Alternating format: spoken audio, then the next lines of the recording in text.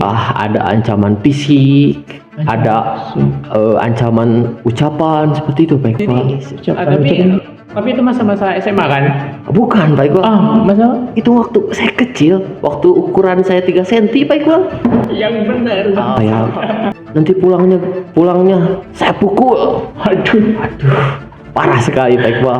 kejam sekali itu ya.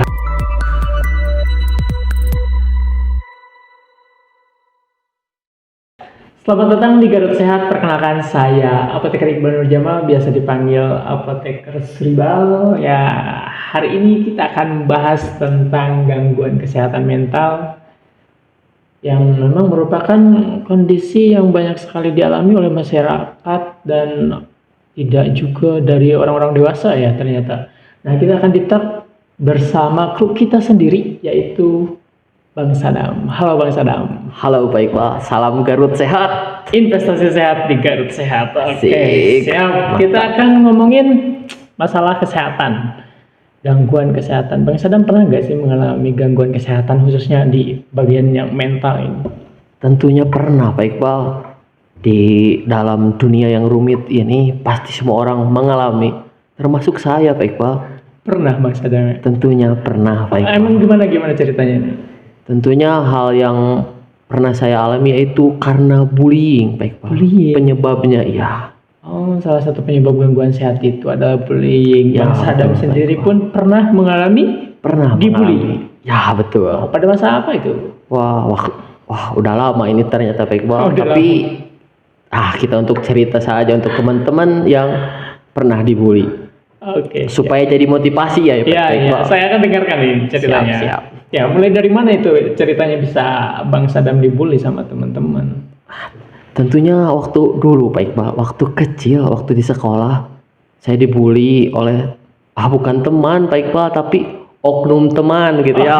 Oknum teman. Karena Temannya teman saya banyak. itu banyak tentunya Pak Iqbal, banyak. Betul. Jadi saya nyebutinnya oknum saja Pak Iqbal. Iya, kan tidak Oknum. semuanya ya kan ya. Ya, siap. Kenapa dulu saya dibully? Bukan karena saya suka nangis Pak Iqbal, tapi karena saya pintar. Pintar. Ya. Kok aku pintar dibully? Aneh kan? Iya, aneh. Ya, aneh. Kenapa saya pintar tapi saya dibully? Karena kepintaran saya dimanfaatkan Pak Iqbal. Dimanfaatkan. Ya, betul. Emang kayak gimana? Jadi seperti ini Pak Iqbal. Kalau misalkan saya tidak mengerjakan PR tuh, oknum teman saya, nanti saya diancam. Diancam. Betul. Pak Iqbal. Ancamannya kayak gimana? Ancamannya- Masa ya teman sendiri ngancam teman sendiri? Ya, tentunya harus ada manfaat mungkin Pak Iqbal dari teman. Gimana caranya memanfaatkan teman? Tentunya saya yang pintar dimanfaatkan oleh teman yang kurang pintar. Oh. Atau bukan kurang pintar, kurang rajin mungkin Pak Iqbal. Iya, karena semuanya kan juga pintar pada waktunya ya. Kalau misalkan Siap. kita rajin ya pasti otomatis kita akan pintar juga ya. Nah, seperti itu mungkin Pak Iqbal. Ancamannya emang kayak gimana sih? Kenapa bisa jadi ancaman buat Bang Sadam sendiri?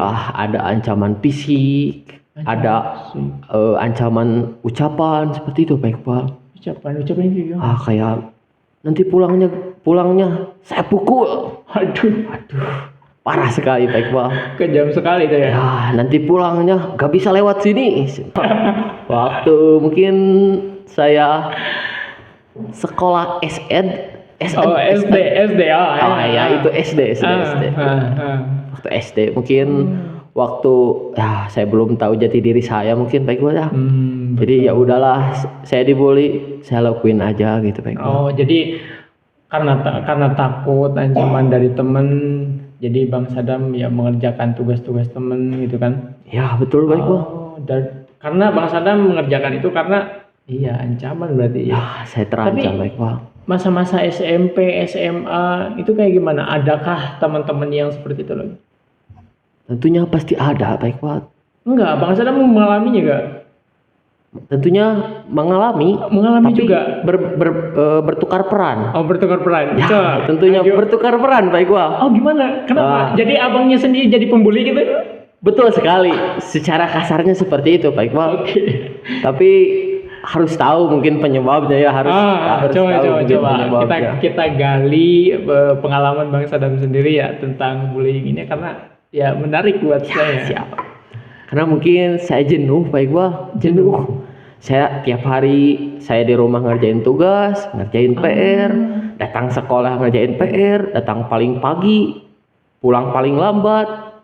Sekolah dengan rasa takut, pusing Pak Iqbal. Pusing. Saya di sana mikir, harus punya motivasi supaya saya nyaman di sekolah Pak Iqbal. Nah, tentunya saya rajin olahraga Pak Iqbal. Supaya saya kuat, supaya saya melawan, dan supaya saya jadi pembuli Pak Iqbal. Seperti itu. Itu pikiran-pikiran saya waktu dulu maksudnya Pak Iqbal. Tapi sekarang makan saya baik gitu. Insya Allah. Tapi Bang Sadam sendiri mungkin di SMP ya, SMA tadi ya. Di SMA jadi pembuli, siapa korbannya mungkin teman-temannya juga. Betul sekali ya Pak Iqbal. Temannya juga. Ya betul. Contoh buliannya apa sama kayak Bang Sadam waktu SD dulu ngerjain teman gitu atau gimana? Tentunya karena saya ingin merasakan apa yang dulu teman saya perbuat dan terhadap saya.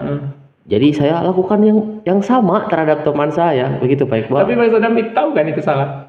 Ya, pastinya tahu Pak Iqbal. Cuman saya pengen merasakan dan menikmati gitu masa-masa menjadi pembuli dan dibully gitu Pak Iqbal. Tapi mungkin Bang Sadam juga ada fase kayak minta maaf ke temennya itu, atau ending Bang Sadam dengan orang itu kayak gimana sekarang? Tentunya ada Pak Iqbal. Rasa penyesalan pun ada mungkin ya. Apalagi mungkin teman saya minta doanya teman-teman udah meninggalkan saya terlebih dahulu gitu, bertemu dengan Tuhan saya mungkin secara cepat atau lebih dahulu. Mungkin doakan supaya di sananya tenang dan amal ibadahnya diterima mungkin ya. Amin. Ya mungkin kalau diingat-ingat, saya menyesal Pak Iqbal. Saya membuli dia, saya manfaatin dia Pak Iqbal gitu Pak Iqbal. Berarti itu yang menjadi perubahan Bang Sadam gitu ya. Dari awalnya dari awalnya dibully, terus ngebully, timbul penyesalan. Dan mungkin Bang Sadam sendiri belum sempat minta maaf kah? Alhamdulillah sudah Pak Iqbal. Tapi sudah minta maaf pada orang tersebut. Alhamdulillah. Pelajaran apa yang diambil dari Bang Sadam sendiri? Ternyata banyak sekali Pak Iqbal. Antara dibully dan terbully mungkin ya. Sangat banyak sekali Pak Iqbal. Kalau misalkan dibully gitu, dibully nih Pak Iqbal, banyak sekali ternyata. Dibully kita tuh merasa tertekan. Ya. Oke, Bang Sadam sendiri pernah mengalami penyesalan nggak sih? Pernah ngebully orang? Tentunya pasti Pak Iqbal. Saya sangat-sangat menyesal. Kenapa dia? Karena saya pernah dibully Pak Iqbal. Jadi saya tahu rasanya dibully kayak gimana. Seperti itu Pak Iqbal. Jadi saya menyesal. Teman saya gak bisa pulang karena saya ancam. Kalau kamu pulang, saya pukul. Kerjain tugas, kalau enggak saya pukul. Itu Pak Iqbal. Tapi temennya itu ikut ngelakuin aja gitu apa yang Bang Sadam suruh sendiri, misalnya mengerjakan tugas gitu ya. Ya tentunya nurut Pak Iqbal. Karena antara pembuli dan dibully itu timbul rasa takut Pak Iqbal. Timbul rasa takut. Ya mungkin karena saya pernah merasakan gitu ya. Rasanya dibully gimana, takut. Tentunya takut. Terus hikmah buat Bang Sadamnya sendiri tentang cerita Bang Sadam pernah dibully, kemudian pernah ngebully. Hikmahnya apa yang bisa diambil Bang? Tentunya kita harus pandai memilih teman, lingkungan itu Pak Iqbal. Itu yang paling menentukan. Ya tentunya. Karena lingkungan mempengaruhi mood kita Pak Iqbal. Ya. Kalau misalkan kita berteman dengan teman-teman yang toksik, tahu toksik Pak Iqbal? Tahu. Racun gitu ya. Kalau misalkan dalam dunia farmasi racun gitu. Iya betul. Nah kalau misalkan pertemanan juga ada toxic friend. Pertemanan yang toksik. Pertemanan yang merugikan orang ya. Betul itu Pak Iqbal. Sangat-sangat ada lah itu dalam pertemanan. Seperti itu berarti yang sekarang mungkin Bang Sadam sendiri gimana tuh perlakuan ke teman-teman? Kan Bang Sadam udah kuliah nih, udah juga lulus. Apakah ada perubahan yang Bang Sadam lakuin terhadap teman, atau Bang Sadam memilih-milih teman gitu di kampus. Terus kalau boleh saran dong buat teman-teman cara memilih teman yang baik itu seperti apa? Baik, saya akan kasih tip mungkin ya Pak Iqbal. Secara apa yang sudah saya jalani gitu, kehidupan umur 10 tahun saya Pak Iqbal. Dibully? Enggak, sekarang umur saya 10 tahun. Bodoh amat, gak mungkin itu 10 tahun. Ya mungkin lah 20 tahun mungkin Pak Iqbal ya. Oke. Selama 20 tahun ini mungkin saya kasih tips ini. Pertama, harus memilih teman. Apalagi di dunia kuliah Pak Iqbal. Dunia pelajaran, dunia yang penuh dengan pembelajaran, apalagi di farmasi Pak Iqbal. Tentunya harus pandai memilih pertemanan. Ya, kasih tips-tipsnya, contohnya cari yang temannya yang baik, terusan teman yang bisa mengajak kita mengerjakan tugas lebih cepat atau gimana gitu. Baik, mungkin tentunya cari teman yang frekuensi. Betul itu Pak Iqbal. Aduh, cari teman yang frekuensi ya. Bingung saya itu nyebutnya. Aduh, sefrekuensi itu. Kenapa harus frekuensi? Supaya hati dan pikiran kita sama Pak Iqbal. Kalau misalkan hati dan pikiran sama, tujuannya pasti sama Pak Iqbal. Betul. Gitu betul, Pak Iqbal. Kalau hati, pikiran udah sama, tujuannya sama, ya pasti melangkahnya ke hal yang baik tentunya Pak Iqbal. Betul, seperti berarti itu. Lingkungan sangat menentukan kesehatan mental juga berarti. Pastinya Pak Iqbal. Berarti harus pilih teman yang satu frekuensi, teman yang baik gitu ya. Betul. Oke, siap. Lanjut Bang Sadam, mungkin saya agak sedikit tertarik dengan cerita Bang Sadam ya, yang tentang dibully dan ngebully gitu ya. Ya betul Pak Iqbal. Motivasinya kenapa bisa sampai ngebully orang gitu? Ya mungkin pemikiran saya waktu kecil ya Pak Iqbal. Belum kepikiran lah kalau misalkan sekarang mah. Kalau dulu mah mungkin karena saya dibully itu sangat merugikan bagi saya. Ya udah saya rugikan balik. Jadi balas dendam. Ya itu mungkin pikiran saya dulu Pak Iqbal. Tapi kan orangnya berbeda loh. Ya tapi kan saya pengen merasakan gimana rasanya membuli Pak Iqbal. Gitu Pak Iqbal. Jadi setelah Bang Sadam membuli orang, membuli teman sendiri, bahkan ya suruh mengerjakan tugasnya sendiri, sampai sekarang kuliah, hal apa sih yang paling membuat kita itu merasakan depresi gitu ketika dibully? Mungkin karena sering dibully ya Iqbal. Kita tuh kayak diacuhkan, dijauhi, sehingga kayak gak punya teman. Perasaannya tuh kayak gimana perasaannya? Ya depresi Pak Iqbal, kesepian. Jadi ya udah gitu, saya berteman. Ini waktu saya dibully ya Pak Iqbal. Jadi saya berteman dengan orang-orang yang dibully juga Pak Iqbal.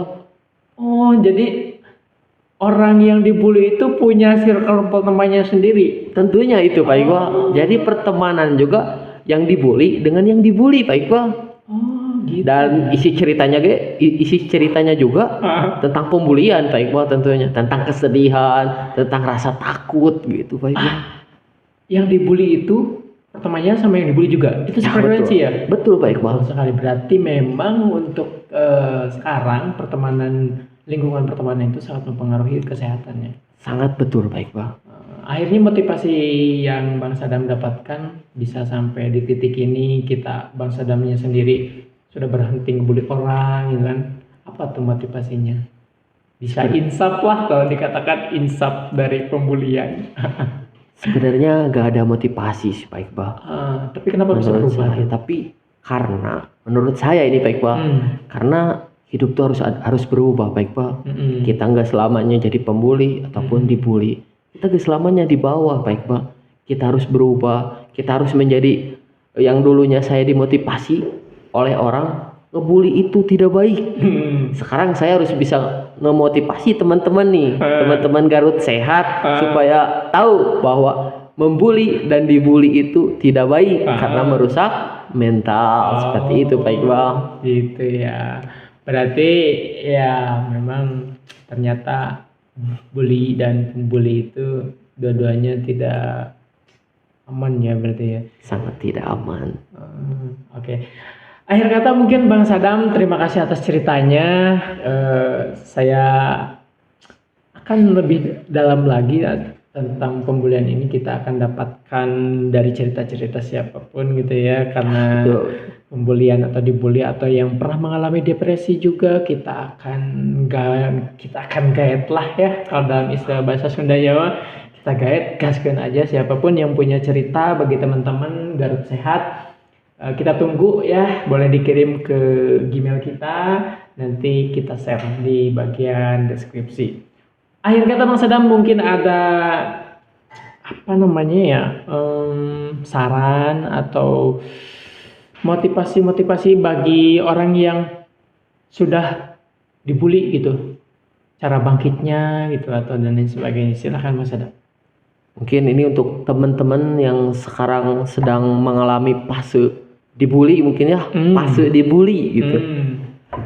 Kamu harus keluar karena dibully itu tidak menyenangkan. Dibully itu merusak pikiran. Dibully itu merusak mental. Kita harus keluar, harus cepat keluar. Tidak harus dengan melawan seperti saya gitu Pak Iqbal, membuli tidak. Tapi keluar. Gimana cara keluarnya? Cari pertemanan yang lebih baik. Cari pertemanan yang lebih bersih. Ingat kita punya tujuan. Kita hidup bukan hanya untuk dibully. Kita hidup bukan hanya untuk membuli. Kita hidup punya tujuan. Ingat, tujuan itu harus tercapai. Seperti itu mungkin Pak Iqbal. Siap. Mungkin itu saran-saran bagi teman-teman yang sekarang ada di fase sedang dibully sama teman-temannya sendiri ataupun orang lain, yang menurut saya jangan sampai ya gitu teman-teman tidak bisa keluar dari zona tersebut yang memang mungkin nantinya akan menimbulkan hal yang kurang baik juga ya. Bagi teman-teman, cepat-cepat keluar dan untuk mencari solusi sehat baik pun mental baik pun fisik, tonton di Garut Sehat. Akhir kata, selamat berjumpa di lain waktu. Salam Garut Sehat. Investasi sehat di Garut Sehat.